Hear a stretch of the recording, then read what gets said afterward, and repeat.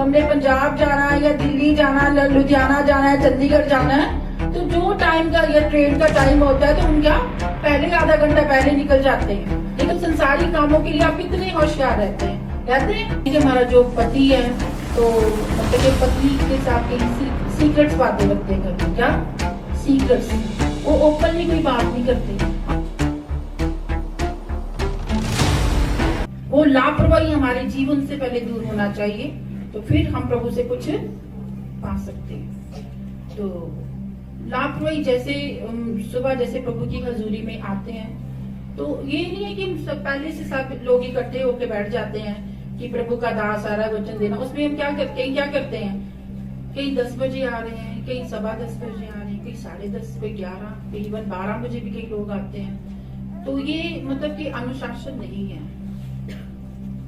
ये क्या है, एक लापरवाही। इसको हम क्या करते हैं कि बड़ी एक हल्का से इसको कुछ मानते हैं कि ये कोई गलत बात नहीं हम कर रहे, हम ये ठीक बात कर रहे हैं।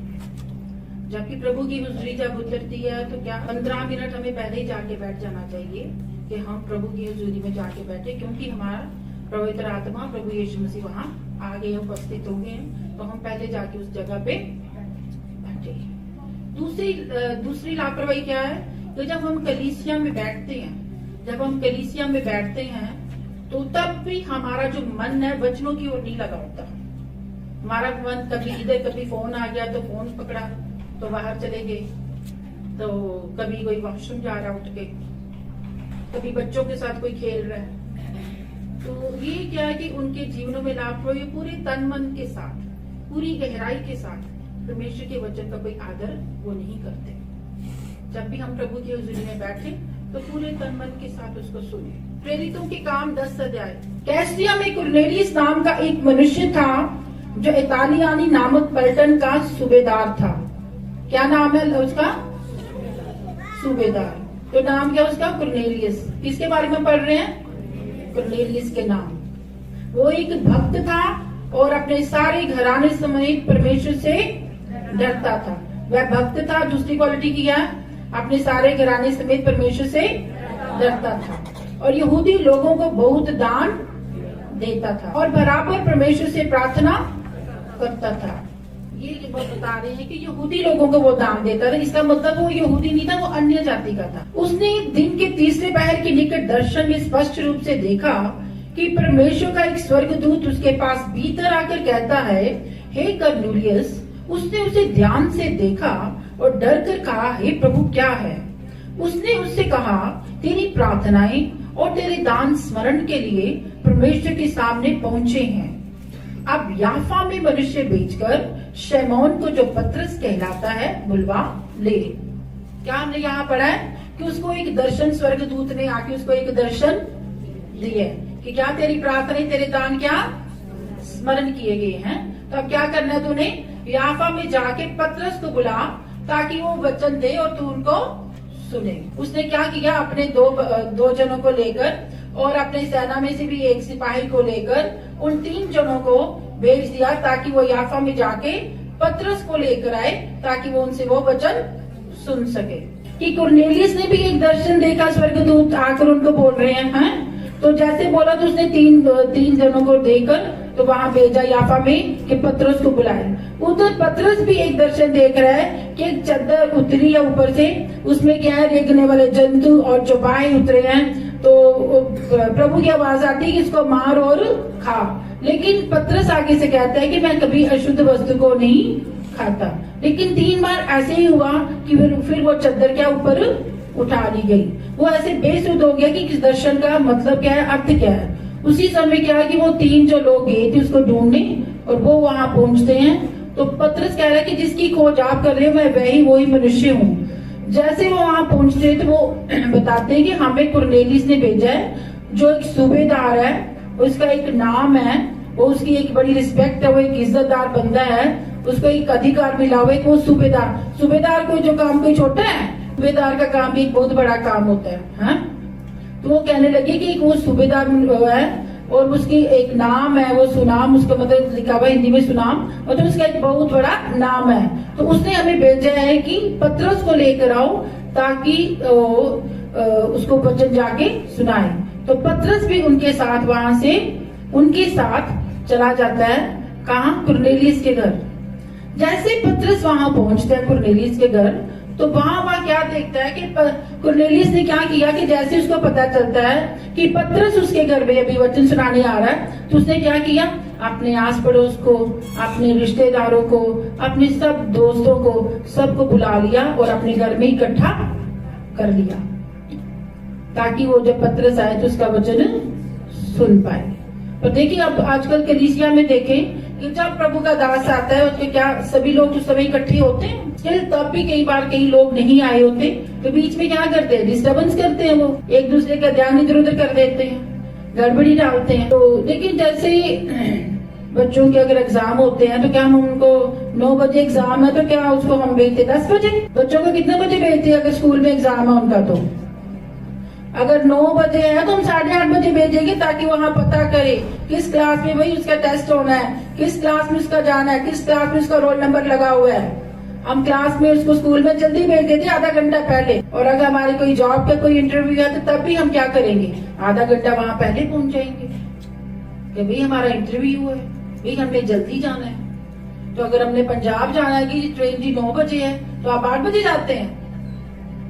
कितने बजे जाते हैं? जब 9 बजे ट्रेन होती है तो कितने बजे जाते हैं? 10 बजे, 11 बजे। अब हमने पंजाब जाना है या दिल्ली जाना है, लुधियाना जाना है, चंडीगढ़ जाना है, तो जो टाइम का या ट्रेन का टाइम होता है तो हम क्या पहले आधा घंटा पहले निकल जाते हैं। जब हम संसार के कामों के लिए इतने मतलब के अनुशासन रखते हैं कि संसार के काम हमने कैसे करने हैं, तो फिर हम प्रभु की हुजूरी के बारे में क्यों लापरवाही दिखाते हैं? जब हम प्रभु की हुजूरी में आते हैं तो चलो जी कोई नहीं, 10-5 बजे जाते हैं जी, 10:30 जाते हैं, 11 बजे जाते हैं जी, 12 बजे जाते हैं जी, आराधना होने दो, पास्टर जी को आ लेने दो, अब लास्ट पीरियड है तब चले जाते हैं। तो इनसे क्या, जब आप प्रभु की हजूरी का अनादर करते हैं तो उसमें आपको भी कोई प्रभु आदर नहीं देता।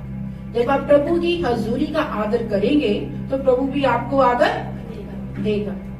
देखो संसारी कामों के लिए आप कितने होशियार रहते हैं, एक्टिव रहते हैं, बिल्कुल एक्टिव रहते हैं। तो इसलिए जब वो देखो उधर हम क्या देख रहे हैं कि जब वो पतरस वचन देने के लिए जा रहा है तो वहां उसने कुरनेलियस ने क्या किया हुआ है कि अपने सब दोस्तों को, अपने सब रिश्तेदारों को, सब लोगों को उसने पहले से इकट्ठा करके रखा हुआ है, ताकि प्रभु के दास ने आना और वचन करना है। हमारी जब भी मीटिंग, चाहे ओपन मीटिंग हो, चाहे किसी के घर में मीटिंग हो, जो भी समय नियुक्त किया गया हो उस समय पर हमें जाना चाहिए। मसीह के कामों में भी हमें लापरवाही नहीं दिखानी चाहिए। जब हमारी भी मीटिंग्स होती थी तो हम तो समय पर जाते थे, मैं तो 10 मिनट पहले चले जाती थी। आपने सारे कपड़े मैं सैटरडे को रेडी करके रखती थी, इवन कि मैं संडे स्कूल भी चलाती थी। संडे स्कूल चला के घर आके फिर मैं जाती थी, सुबह अर्ली मॉर्निंग उठ जाती थी। संडे को घर घर बच्चों को भी इकट्ठा करना। संडे को हमारे पेरेंट्स क्या होते हैं, छुट्टी या सोते हैं, बच्चों को भी सुलाते हैं, वो पूरा ध्यान नहीं देते। अगर हम बचपन से बच्चों की तरफ ध्यान दें, उनको जैसे 3-4 साल के हैं बच्चे, जब उनके सामने हमारा डिसिप्लिन लाइफ होगी पेरेंट्स की, तो वो मतलब कि बच्चे भी पेरेंट्स के वैसे सीखते हैं। तो क्या मैं अर्ली मॉर्निंग उठ के तो क्या घर घर जाके बच्चों को इकट्ठा करना, पेरेंट्स को बोलना अपने बच्चों को उठाओ और तैयार करके भेज दो। उतनी देर में मैंने हॉल को रेडी करना, सारी सफाई करनी, पोछा करना, रेडी करना, दरी बिछाना। फिर आके सब बच्चे आते थे, फिर कहीं नहीं भी आते थे, फिर उनके घर में वापस जाते थे, भाई आपने अपने बच्चों को क्यों नहीं भेजा। फिर संडे स्कूल के लिए मैं आधा हॉल इकट्ठा कर लेती थी, बच्चों को यही कोर्स सिखाती थी, जोर से ड्रम के साथ ड्रम बजाना और उनको गीत सिखाती थी, कोर्स और वचन। और कईयों को तो वचन लर्निंग होते थे, बिल्कुल छोटे वचन होते थे, और मैं क्या करती थी उन वचनों का गीत बना लेती थी। जैसे रोमियो 6 की 23 में लिखा है, रोमियो 6 की 23, ऐसे करके मैं गीत बनाती थी, वचन को पूरा मैं गाती थी। ऐसे ऐसे करके बच्चों को जैसे अनुशासन में जैसे पेरेंट्स रखेंगे वैसे बच्चे भी सीखते हैं। तो अब देखिए उधर जैसे वो पतरस आ रहा है, उसने सब लोगों को इकट्ठा करके पहले से रखा है, ना कि 10 लोग अभी बाद में आ रहे हैं जी, 20 लोग अभी रह गए आ रहे हैं जी, आ रहे हैं अभी, ठहरो जी ठहरो, या 2 लोग जो बैठे पहले से फिर से उठ के वो बाहर जा रहे हैं। मतलब प्रभु की हुजूरी का आदर जब करते हैं तो प्रभु भी हमें आदर देता है। इसके बाद हम पढ़ेंगे 27 वचन इसका। और उसके साथ बातचीत करता हुआ भीतर गया और लोगों को इकट्ठे देखकर उनसे कहा, तुम जानते हो कि अन्य जाति की संगति करना या उसके यहाँ जाना यहूदी के लिए धर्म है, परंतु परमेश्वर ने मुझे बताया है कि किसी मनुष्य को अपवित्र या अशुद्ध ना कहूं। अब पतरस उधर जा रहा है, जब देख रहे हैं कि इतने लोग वहां इकट्ठे होके बैठे हुए हैं कि मेरा इतना इंतजार कर रहे हैं, तो उनमें से क्या वो अन्य जाति लोग हैं। कुरनेलियस क्या था? वो यहूदी नहीं था, हमारी तरह वो क्रिश्चियन नहीं था, वो क्या था? अन्य जाति। लेकिन फिर भी देखो धर्म का कितना पक्का था, वो प्रार्थना ही कर रहा है, सब कुछ कर रहा है। देखिए हमारे जो अपने विश्वासी वो भी इतनी प्रार्थना नहीं करते होंगे, तो उसमें इतनी क्वालिटीज बताई हुई है कुरनेलियस में। वो भी अन्य जाति का था, वो हमारे वो क्रिश्चियन नहीं था, वो यहूदी नहीं था। ये देखिए 3-4 क्वालिटीज उसमें बताई हुई है कि कुरनेलियस में ये क्वालिटीज थी, वो अन्य जाति का था। अब वो जो पतरस जब जाता तो देखते हैं कि अन्य जाति लोग भी पूरी समय से पहले आकर इकट्ठे करके बैठे हुए लोग, जो देखो हमारे जो लोग हैं समय पर इकट्ठे होकर बैठते हैं सभी, एक टाइम जो नियुक्त किया उस टाइम पर सभी कभी भी नहीं होते इधर। जबकि परमेश्वर के वचन में यही सिखाता है कि हमें पूरे समय से पहले 10 मिनट पहले प्रभु की हजूरी में जाना चाहिए, 10 मिनट पहले जाके उसका आदर करना चाहिए। हम अपने संसारी कामों को जैसे पूरा एक्टिव रहते हैं, पूरा होशियार रहते हैं, वैसे प्रभु के कामों के लिए भी हम एक्टिव रहना चाहिए। और देखो पतरस जैसे उधर जाके देख रहा है कि कैसे लोग अन्य जाति के लोग हैं, लेकिन पूरी वो अपनी इकट्ठा करके वो लोग पहले से वो पतरस का इंतजार कर रहे हैं कि वो वचन करने के लिए आ रहा था, उसका इंतजार कर रहे थे। अब 29 वचन पढ़ेंगे इसके बाद। इसलिए मैं जब बुलाया गया तो बिना कुछ कहे चला आया। अब मैं पूछता हूँ कि मुझे किस काम के लिए बुलाया गया। जब पतरस वहाँ गया युद्ध में, तो पतरस सभी प्रभु यीशु मसीह के बारे में वो बोल रहा था कि वो मारा गया, वो गाड़ा गया, वो तीसरे दिन वो उठा लिया गया, पुनरुत्थान हुआ, सब वो मतलब कि अभी वो वचन कर रहा था कि लोग वो एक मन के साथ पूरी गहराई के साथ उस वचन को पूरे तन मन के साथ वो सुन रहे थे कि आत्मा क्या उनके ऊपर उतर आया। जब पतरस वहां जाता है तो देख अन्य जाति लोगों में जब वो प्रार्थना वचन ही कर रहा होता तो उन पर क्या होती है? पवित्र आत्मा उतर आती है। अन्य जाति लोगों पर पूरे मन के साथ, पूरे जब हम तन मन के साथ प्रभु की हजूरी में बैठते हैं, प्रभु का वचन सुनते हैं, तो क्या अभिषेक हम पर उतर आता है? क्या आता है? पवित्र आत्मा का जो अभिषेक है हम पर उतर आता है। देखो वहाँ हैरान हो रहा है कि अन्य जातियों पर पवित्र आत्मा उतर आया है, तो क्या हम पर नहीं उतरेगा?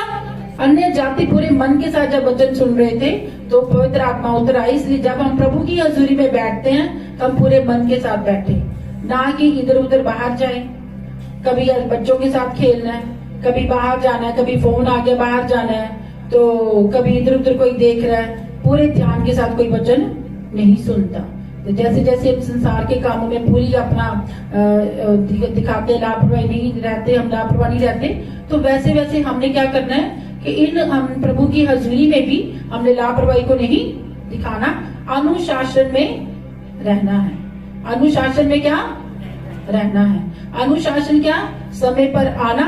और जैसे हम मीटिंग में बैठते हैं तो उसमें भी एक अनुशासन दिखाना है कि पूरे मन के साथ बैठना है, पूरे मन के साथ प्रभु के साथ एक ऐसे निश्चय करके बैठ जाना है। आज मैंने प्रभु से ये लेना, आज मैंने प्रभु से ये करना, आज मैंने प्रभु से ये लेना। पूरी निष्ठा के साथ, पूरे मन के साथ जब आप प्रभु की हजूरी में बैठ जाएंगे तो प्रभु क्या जरूर देगा। जैसे वो अन्य जाति पर पवित्र आत्मा उतर आई है, तो हम पर भी पवित्र आत्मा के दान, जैसे लिखा हुआ वचन के अंतिम दिनों में पवित्र आत्मा के दान हर एक के ऊपर उतर आएगा। लोग अन्य अन्य भाषा बोलेंगे, इवन के बच्चे बूढ़े सब को अन्य भाषा के दान मिलेंगे। तो हम जब पूरे विश्वास के साथ जब बैठेंगे, तो जब प्रभु की हजूरी में बैठते हैं तो पूरे तन मन के साथ बैठे, ना कि अपना इधर उधर नजर घुमाए, ना ही प्रभु की हजूरी का उठ के जाए। जब मैं भी प्रभु की हजूरी में जाती थी, जब छोटे बच्चे थे, तो हम घर से मैं प्रार्थना करके जाती थी, प्रभु आज मेरे बच्चे मेरे को डिस्टर्ब नहीं करना चाहिए मीटिंग में, मैं बार मैं मीटिंग में से ना उठूं। क्योंकि जैसे मेरे हस्बैंड तो वो तर्जमा करना होता था, तो मैंने वचन पढ़ना होता था उधर बैठ के। जैसे जैसे प्रभु का दास वचन बोलेगा मैंने निकाल के पढ़ना होता था, और बच्चे छोटे कौन देखेगा। तो हम घर से प्रार्थना करके आए, प्रभु आज हमारे बच्चे हमें तंग नहीं करना चाहिए, हमारे बच्चे हमें डिस्टर्ब नहीं करना चाहिए। जो माता पिता की जो प्रार्थना बच्चों को लगती है, और पति की जो प्रार्थना बीवी को लगती है, ऐसे वचन में लिखा है, और बीवी की जो प्रार्थना वो पति को लगती है। आजकल हम जैसे हम देखते हैं, हम मसीह लोग होते भी, हम मसीह लोग होते हुए भी क्या करते हैं कि हमारा जो पति है, तो मतलब कि पत्नी के साथ सीक्रेट्स बातें रखते हैं घर में। क्या सीक्रेट्स? वो ओपनली कोई बात नहीं करते, हम जो मसीह लोग हैं, घरों में भी हमें एक अनुशासन बना के रखना चाहिए कि ओपनली हर एक बात हमें करनी चाहिए। घर में बैठ के कोई सीक्रेट हस्बैंड को नहीं रखना चाहिए बीवी से, ना बीवी को कोई सीक्रेट रखना चाहिए हस्बैंड से, ना बच्चों को माता पिता से और ना माता पिता को बच्चों से। एक पूरा घर का में एक अनुशासन बना के रखना चाहिए कि अगर इतने बजे मैंने कहा, अगर माता बोले नहीं आज मैं बीमार हूँ, मेरे से ये नहीं होता वो नहीं होता, बच्चे भी कल बोलना मेरा तो आज भी एग्जाम है, मैं तो ये नहीं कर सकता, मैं तो वो नहीं कर सकता। पूरा घर का जैसे अनुशासन बना के रखेंगे माता पिता, तो वैसे बच्चे भी अनुशासन, जैसे घर में अगर अनुशासन में रहेंगे तो प्रभु की हजूरी में जब आएंगे तब भी अनुशासन बनाए। प्रभु हमारे जीवन से लापरवाही को दूर करना चाहिए, आलस की आत्मा को दूर करना चाहिए। और जब हम प्रभु की हजूरी में आए तो हम लापरवाह ना हो, प्रभु हमें पूरे समय पर लेकर आए। और जब हम प्रभु की हजूरी में आए तब भी हम पूरे मन के साथ प्रभु की हजूरी में बैठे। और जब हम प्रभु की हजूरी में बैठे, ना कि वहां से अनादर करते हुए उठ के बाहर जाए। हमें फोन आए तो जब हम प्रभु की हजूरी में आए तो फोन को क्या करना है, साइलेंट करना है, नहीं तो स्विच ऑफ करना है। क्या करना है, साइलेंट फोन को करना है तो स्विच ऑफ करना है। और पूरे अनुशासन के साथ प्रभु की हजूरी के हम आदर करते हुए, ऐसे प्रभु हमारे लोगों को क्या देना चाहिए, अनुग्रह देना चाहिए। क्या देना चाहिए, और हमारे लोगों में परमेश्वर के लापरवाही की आत्मा को दूर करना चाहिए। जब हम प्रभु की हजूरी में आए तो समय से पहले आए। और दूसरा अनुशासन क्या है कि जब हम प्रभु की हजूरी में बैठे तब भी हम पूरे तन मन के साथ बैठे, ना इधर देखे ना उधर देखे। और जब आराधना होती पूरी आंखें बंद करके अच्छी तरह ताली बजा के पूरी अच्छी तरह से आराधना करें। और जब वचन होता ध्यान से वचन सुने। और घरों में जाके जिनको वचन ही निकालना आता तो वो बाइबल के ऐसे किताबों के नाम याद करे 5-5 करके। आज मैंने सुबह ही 5 किताबों के नाम सिखाए हैं। और जैसे ओल्ड टेस्टमेंट है उसमें से रोज की 5 किताबें लर्न कर लो। जब मैं स्कूल जाती थी तो वचन मैं कैसे लर्न कर लेती थी, 103 ज़बूर मैंने ऐसे लर्न किया। जैसे आज एक वचन सीख लिया और मैं पढ़ते पढ़ते वो जाऊंगी, वचन लर्न करते करते जाऊंगी कि एक वचन लर्न हो गया। दूसरे दिन मैं दूसरा वचन लर्न करते करते जाऊंगी तो वो मैं दिमाग में बोलती जाऊंगी कि आज ही दूसरा वचन। ऐसे ही मैं ऐसे ज़बूर मैंने लर्न कर ली। जैसे स्कूल टाइम में जैसे है तो वचन लर्न करने का जब प्रोग्राम होता है तो तब हम लर्न करना शुरू करते हैं। वचन आप अभी भी जैसे आप स्कूल टाइम जाते हो तो आज मैंने 103 ज़बूर का पढ़ना है। मेरे मन में यहोवा को धन्य का जो कुछ मुझे नाम को धन्य का, ये उसमें 103 ज़बूर में लिखा है, मेरे मन यहोवा को धन्य का जो कुछ मुझ में उसके पवित्र नाम को धन्य का। मेरे मन यहोवा को धन्य का और उसके किसी प्रकार को ना भूलना। वही तो तेरे सब अधर्म को क्षमा करता है, तेरे सब रोगों को चंगा करता है। वही तो तेरे पाप को नाश होने से बचा लेता है, जिससे तेरी जवानी को पाप की नई हो जाती है। ये वो सब विषयों के लिए धर्म न्याय के काम करता है। यहोवा ने मुझसे अपनी कर दी। ये मतलब कि ऐसे आपको रट जाएंगे ना, जब आप एक एक करके लर्न करते जाएंगे आपको रट जाएंगे ये वचन। तो जब प्रोग्राम होता है उसी समय जब लर्न करते तो फिर भूल जाता है। जब हम वचन बोलते जी उसमें लिखा है, ये उसमें लिखा है। जब हम रोज एक एक वचन लर्न करते जाएंगे, 2-2, 3-3 वचन लर्न करते जाएंगे तो तब हम पर भी बोझ भी नहीं पड़ता है नहीं। तो ऐसे करके मैंने कई वचन लर्न कर लिए। अब मैंने ये बोला था कि हमारे जो परिवार, ये जो लोग हमारे पास आते हैं, इनमें लापरवाही की स्पिरिट क्या दूर होना चाहिए। ये लापरवाही की स्पिरिट कौन लेकर आता है, शैतान। शैतान क्या चाहता है कि हम आगे बढ़े, शैतान बिल्कुल नहीं चाहता। जैसे उसने आदम और हवा, प्रभु ने एक परिवार ठहराया था, प्रभु ने एक परिवार बनाया था, आदम और हवा को एक परिवार बनाया था। लेकिन उस परिवार को तोड़ने के लिए शैतान ने पूरा जद्दोजहद किया। और वो जो हवा थी वो कभी आदम पर दोष लगाती कि इसने किया, और जो आदम है वो हवा पर दोष लगाता, ये जो स्त्री तूने दी है इसने मेरे को फल दिया। तो शैतान पूरी परिवार बनाया था प्रभु ने, परमेश्वर ने एक परिवार बना के भेजा था। लेकिन शैतान ने उस परिवार को तोड़ा। और शैतान क्या चाहता, हमारे परिवारों को भी तोड़ना। वो अनुशासन में नहीं रहने देता है। वो चाहता है कि इन परिवारों को मैं तोड़ूं, इन परिवारों को मैं दबाऊं, इन परिवारों को मैं डराऊं, इन परिवारों में मैं बीमारी भेजूं। लेकिन परमेश्वर के पास कोई बीमारी नहीं है, परमेश्वर के पास कोई गरीबी नहीं है, परमेश्वर के पास कोई कर्जा नहीं है। तो परमेश्वर के पास ये सब कुछ है नहीं तो आपको क्यों देगा। जो शैतान ने आपको जो बांधा हुआ है, जो चीजें दी है, उनसे प्रभु आजाद करना चाहता है। परमेश्वर के पास क्या है, आशीष है, ब्लेसिंग है, आजादी है। लेकिन शैतान के पास क्या है, वो हमें गुमराह करता है, वो हमें कंफ्यूज कर देता है। कई बार वो बिल्कुल नहीं चाहता कि हम प्रभु के पद चिन्हों पर चले, प्रभु की हजूरी में हम समय पर जाएं, प्रभु की हजूरी में हम प्रभु की हजूरी को हम आदर दें, प्रभु की हजूरी में हम डर के साथ ना बैठे। सबोपदेश 5 अध्याय में लिखा हुआ है कि जब तू प्रभु की हजूरी में जाए तो पूरे डर के साथ जा। जब तू परमेश्वर के भवन में जाए तब सावधानी से चलना, सुनने के लिए समीप जाना मूर्खों के बलिदान चढ़ाने से उत्तम है, क्योंकि वे नहीं जानते कि बुरा करते हैं। बातें करने में उतावली ना करना, और ना अपने मन से कोई बात उतावली में परमेश्वर के सामने निकालना, क्योंकि परमेश्वर स्वर्ग में है और तू पृथ्वी पर है, इसलिए तेरे वचन थोड़े ही हो। सुना, परमेश्वर के वचन में भी लिखा है जब परमेश्वर की हुजूरी में जाए तो पूरे डर के साथ, पूरे भय के साथ जाना है, उसका आदर करना है, ज्यादा बातें नहीं करनी है, ज्यादा नहीं बोलना, एक दूसरे की बातें नहीं करनी, झूठ नहीं बोलना, कुछ नहीं करना, और बस उसके साथ जब प्रभु की हुजूरी में जाना तो पूरे भय के साथ जाना। हमारे YouTube चैनल को सब्सक्राइब करें ताकि आप परमेश्वर के गहरे भेदों को जान सकें कि कैसे आप परमेश्वर में बढ़ सकते हैं, कैसे आप दुष्ट आत्माओं से, नशों से, गरीबी से और वंशों के श्रापों से आज़ाद हो सकते हैं।